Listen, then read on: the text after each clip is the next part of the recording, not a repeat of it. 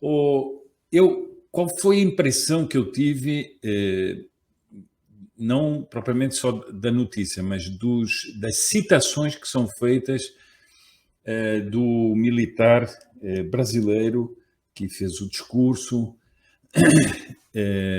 nesse encontro de cúpula dos ministros da Defesa? Eu, sinceramente, acho que aí houve claramente, no estilo diplomático, uma resposta às pressões que as Forças Armadas estão recebendo, inclusive por um conluio interno e externo sobre as eleições. Porque ele reafirma aí 2 vezes o respeito que as Forças Armadas respeitam os princípios constitucionais e, portanto, agem dentro dos princípios constitucionais. Ora, há uma máquina propagandística, nós vamos ver isso mais à frente, há uma máquina propagandística, há uma máquina do consórcio da imprensa militante, há uma máquina internacional, há uma máquina institucional de pessoas, por exemplo, como ministros do TSE, que vão para o exterior falar de golpes e de rupturas, que não há, em nenhum momento houve da parte das Forças Armadas. E nós vimos, pelo menos saiu aqui nos jornais, que o secretário da Defesa americana teria ameaçado as Forças Armadas não haver mais colaboração se houvesse uma intervenção no processo eleitoral. Como se as Forças Armadas fossem criminosas, como se as Forças Armadas fossem deletérias. E, primeiro, ele se imiscuiu em assuntos internos do Brasil, claramente, portanto, devia ser rechaçada a fala dele.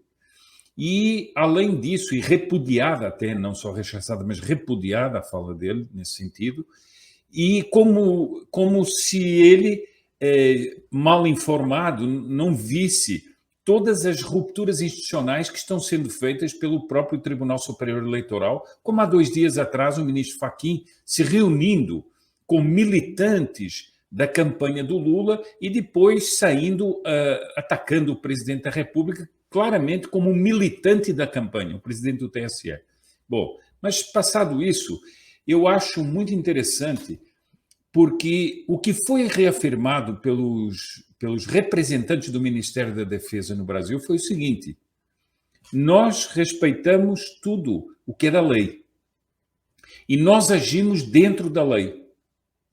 Ora, o que se está tentando, a narrativa que está sendo construída é a seguinte, de que o papel constitucional das Forças Armadas na defesa da soberania, e eleições são defesa da soberania, fazem parte da defesa da soberania, porque uma eleição que seja vítima de processos, inclusive internacionais de pressão, rouba a soberania do voto aos brasileiros. Portanto, o que está sendo feito é o seguinte, uma narrativa de que o papel das Forças Armadas é golpista.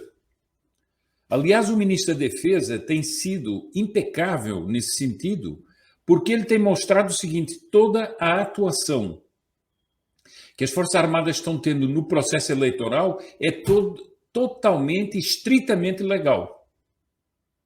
Inclusive na intenção de fiscalizar o processo eleitoral, fiscalizar o processo de apuração dos votos e, mais, apontando todas as falhas e todas as lacunas que tem o processo eleitoral no Brasil.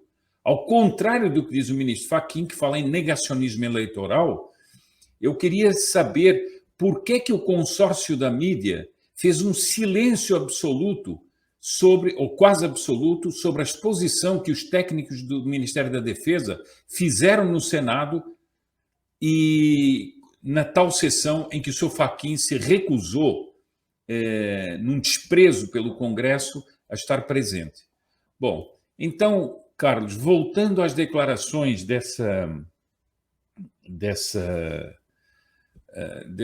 do Ministério da Defesa, nessa reunião dos ministros da Defesa, me parece muito interessante que eles frisam sempre o seguinte: a carta, por exemplo, da OEA, ela pressupõe rupturas inconstitucionais. Eu quero aqui lembrar duas situações que aconteceram, por exemplo, em Honduras, há anos atrás, quando as Forças Armadas foram obrigadas a afastar o Zelaya, que estava em conluio com o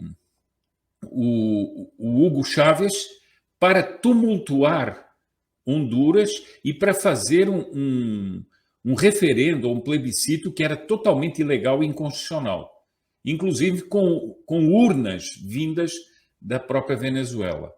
Bom, aquilo foi muito discutido, houve muita pressão sobre Honduras, mas depois todo mundo concluiu que aquela foi uma atuação constitucional das Forças Armadas. As Forças Armadas não tomaram o poder, as Forças Armadas não puxaram o governo para si, nada. Elas fizeram uma defesa da soberania diante da violação da soberania que estava acontecendo. Nós temos também o caso do Paraguai, e, aliás, onde as Forças Armadas da Venezuela tentaram interferir. Bom, mas, portanto, Carlos, com a minha leitura é o seguinte: esse discurso está recheado de recados para as pressões indevidas que as Forças Armadas e o Brasil estão sofrendo. Então, eu creio que o ponto mais importante do que você leu nessa notícia é esse posicionamento firme e esse posicionamento claro da defesa das prerrogativas das Forças Armadas dentro do quadro constitucional. É preciso não esquecer que há uma série de prerrogativas consagradas no texto constitucional que as Forças Armadas são obrigadas a cumprir. E seria totalmente absurdo que países estrangeiros e governos estrangeiros viessem pressionar as nossas Forças Armadas para que não assumam os papéis constitucionais que lhes cabem. Eu concordo com um artigo do Guzzo desta semana de que a própria... como dizer isso? O próprio contexto da campanha eleitoral e da eleição está comprometido. Esqueçam as urnas. Não é isso que nós estamos falando. Nós estamos num clima de perseguição aberta a conservadores, aos apoiantes do presidente. Estamos numa perseguição aberta. Nós temos um ministro que é presidente do TSE neste momento, fazendo campanha por um candidato que ele descondenou por artifícios jurídicos para que concorresse às eleições. Isso é das coisas mais escandalosas que o país está assistindo. Portanto, a ruptura da constitucional eleitoral já se deu. E como você muito bem diz, as Forças Armadas têm um papel de assegurar a soberania do país. Aliás, numa das cartas que o ministro da Defesa escreve ao TSE, ele relembra isso, que a questão das eleições envolve a soberania nacional. Mas isso aí é claro, não é? Se nós tivermos forças estrangeiras fazendo pressões sobre o Brasil, interferindo aqui dentro, e há muitas. Não sei se todos têm acompanhado, mas há ONGs internacionais fazendo pressão em governos do exterior para reconhecerem imediatamente o resultado que o Tribunal Superior Eleitoral dê das eleições. Mas por que isso? O que eles têm a ver com isso? O que eles têm a ver com isso? Qual é a preocupação que eles têm? Foi exatamente o pedido que o ministro Fachin fez aos embaixadores. E, portanto, quando o presidente reuniu os embaixadores, ele fez para defender a soberania nacional, no uso das prerrogativas do seu cargo que é o presidente da República. Bom, então, eu concordo inteiramente consigo. Aliás, a deputada Bia Kicis escreveu isso, e eu também concordo com ela. A partir do momento da revelação da delação do Marcos Valério, a eleição entra inteiramente dentro do escopo da soberania nacional, da defesa da soberania nacional, ou seja, não se trata mais só de uma disputa, como você diz, entre duas forças políticas, mas trata-se do conjunto do processo eleitoral que tem que ser assegurado. Eu acho muito engraçado, e nós vamos ver isso no tal manifesto dos banqueiros, fala-se muito, não, a soberania popular, o povo. Mas que povo? Que povo? Ora, o que nos está sendo, a tentativa que está sendo feita é roubar exatamente a soberania popular do voto. Não permitindo, por exemplo, que conservadores se exprimam, fazendo perseguição política, favorecendo o tribunal que devia ser um administrador das eleições, passa a ser um tribunal militante a favor de uma candidatura. Tudo isso é de modo a roubar a soberania popular do voto. E, portanto, a questão da eleição passa a ser, sim, uma questão de soberania nacional. Não é a disputa dos dois, ou dos três, ou dos quatro, não é isso. É, em si, o processo eleitoral passa a estar sobre esse escopo. Primeiro, só lembrar aqui uma coisa, Ed. No fundo, o papel que a União Soviética exercia no financiamento dos movimentos comunistas e dos países comunistas é o que esta gente quer fazer com o Brasil, né? O Brasil seria o novo financiador de tudo isso. Bom, mas sobre essa questão das eleições e da soberania, eu queria relembrar aqui uma coisa. O discurso do presidente no dia do lançamento da recandidatura dele, da candidatura à reeleição, para ser mais preciso, o que é que ele disse? Quando ele falou das eleições e falou dos capas pretas e tudo, qual foi, o que é que veio logo a seguir aquilo? Ele disse isso e disse o seguinte, porque o Brasil está ameaçado por potências que querem tomá-lo. Isso me chamou muita atenção, que ele relacionasse a eleição à tentativa internacional de potências sobre o Brasil. Então, acho que esse discurso do presidente confirma essa análise que nós estamos fazendo aqui. Eu acho que você tocou num ponto que eu acho que é o principal quando se fala em liberdade e soberania. Porque as pessoas entendem soberania apenas como a soberania das fronteiras. É claro, isso é a primeira ideia que vem. E quando se fala de liberdade, a pessoa só fala de liberdade de poder manifestar aquela liberdade que é inerente a uma pessoa que é uma criatura de Deus, né? Liberdade de trabalhar, liberdade de outras coisas, de se expressar na defesa da verdade, e isso é muito importante. Mas você falou aqui de uma concepção de liberdade e uma concepção de soberania muito mais ampla. É a soberania e a liberdade de termos como regentes deste país os valores cristãos que o inspiraram, com a defesa da família, com a defesa da propriedade, com a defesa das tradições que constituíram e foram conformando o Brasil enquanto nação, o Brasil enquanto povo. Isso é o fundamental. E é isso que nos tentam arrancar. Por exemplo, esse tal manifesto dos banqueiros é isso, porque eles falam de uma ameaça imaginária, um slogan que eles põem ali, e depois eles fazem uma proposta concreta que é arrebentar com tudo isso. porque eles falam de direitos que não são consagrados, nós sabemos quais são, é o aborto, é a ideologia de género, é o Estado cada vez mais presente, como eles falam lá. Bom, então, esse era o primeiro ponto que eu queria relembrar aqui.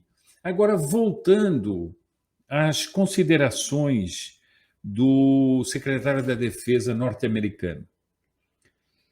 Eu tomei nota aqui e queria distinguir duas coisas. Ele diz o seguinte: nós temos problemas de cibersegurança, ou cibersegurança, como quiserem pronunciar. Ah, é? Nós temos problemas disso? Uhum. Então, o primeiro problema que as Forças Armadas apontam nisso é exatamente o sistema eleitoral das urnas eletrônicas, que, aliás, vamos só relembrar, na eleição municipal foi atacado por hackers internacionais, em conluio com hackers aqui do país, foram hackers do Irã com hackers aqui do país, e os hackers do país estão presos. Isso é tipicamente um caso de cibersegurança. Ora, é exatamente isso que as Forças Armadas estão, por exemplo, falando. Ora, ele reconhece, então, que esse é papel primordial das forças de defesa. Isso para tirar das palavras dele o que talvez ele não tenha querido dizer, mas essa é uma realidade. Segundo, ele fala do problema da segurança fronteiriça. O Ed já tratou de um aspecto que são aquela lei de imigração feita pelo Aloysio Nunes, creio eu, elaborada por ele, e que foi sancionada pelo Temer, e que é uma lei bastante ruim. Mas você falou aqui de um outro ponto que pouca gente está pensando. Eu acho, às vezes, engraçado que as pessoas pensam em ataques ao Brasil num modo convencional. Ora, o Brasil está sendo atacado militarmente, agora estou falando do ataque militarmente, todos os dias. Porque isso que você disse dos corredores de passagem do narcotráfico é um ataque à soberania, porque são pessoas que usam o território brasileiro e trazem de fora droga que vai passar aqui dentro e depois vai para outros países. Ou seja, o Brasil está sendo usado como plataforma do tráfico internacional. E isso se reflete aonde? Por exemplo, na verdadeira guerra que está sendo travada nas favelas do Rio. Há dias atrás, eu vi um pequeno vídeo, de um responsável, de um oficial das Forças de Segurança do Rio, mostrando imagens das barreiras e barricadas que estão sendo montadas nas favelas para impedir o acesso às forças policiais. Quando você ouve falar de barricadas, você pensa assim numa coisa improvisada. Não. Ele mostrou as imagens com